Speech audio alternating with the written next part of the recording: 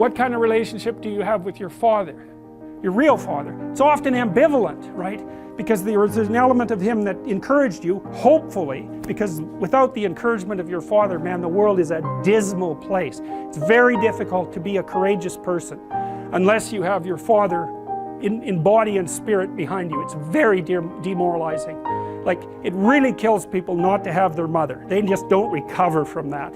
But, and I think people can recover from a fragmented father relationship, but it's the next worst thing.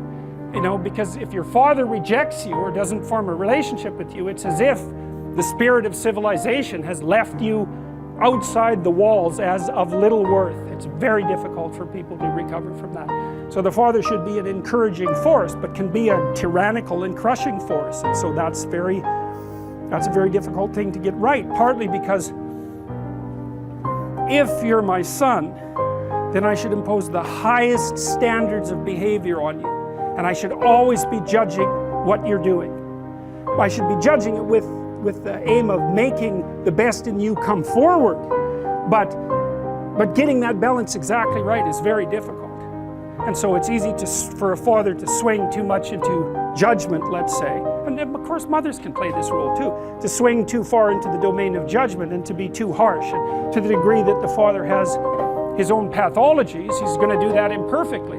You know, he might be someone who's the father who devours his son because he's jealous of the new possibility, the new potential, the struggle for attention and love from the mother or from the other children in the family. There's all sorts of things that can go terribly wrong.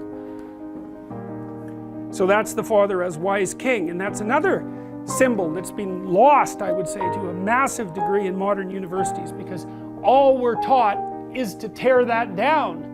And to not even notice that it manifests itself everywhere, especially in the universities, which are like they're as close to an ideal environment as human beings have ever been able to create. It's as simple as that.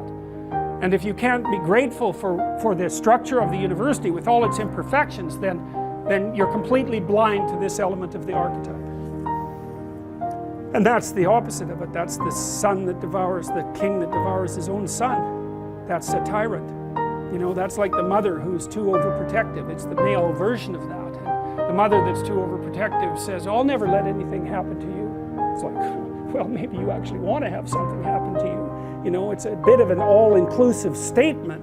It's like, no, I'm going to make you strong so any number of things can happen to you. And when you need some care, I'll be there. But otherwise, like out into the world with you, that's the right attitude. And for the father, it's like, get your bloody act together. But I'm on your side. It's not because I want to destroy you or demean you or push you down in the dominance hierarchy, but because I want the best in you to emerge. And so you need standards. It's like, what are you doing wasting your life? There's way more than that to you. Get your act together and bring it out. And that's a message that people really want to hear if they have any sense at all. And generally they do want to hear it.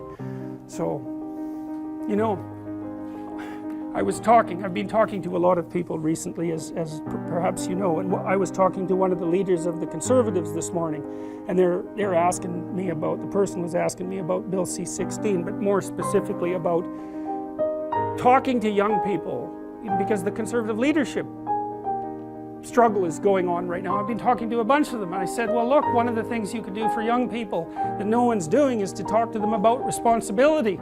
Because everyone talks to young people about rights.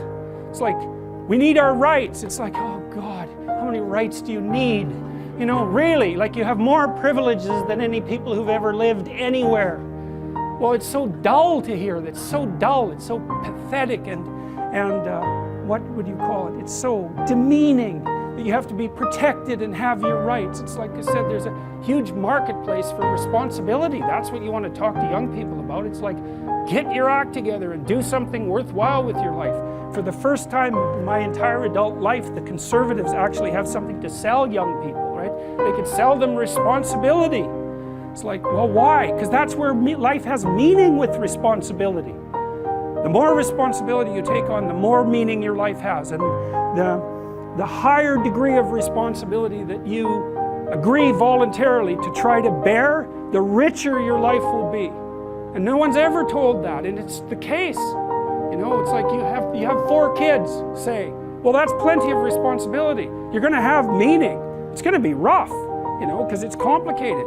You have a complicated job and you try to help the careers of the people around you. You try to solve tough problems and aid suffering and do all of that. It's like, it's weight, it's responsibility, but there's glory in it. There's real glory in it. There's deep meaning in it. And young people are starving for that because no one ever tells them that. It's like, you're way more than you think. Man, stand up, do something difficult. Do something difficult and heroic, right? Burst out of your bonds.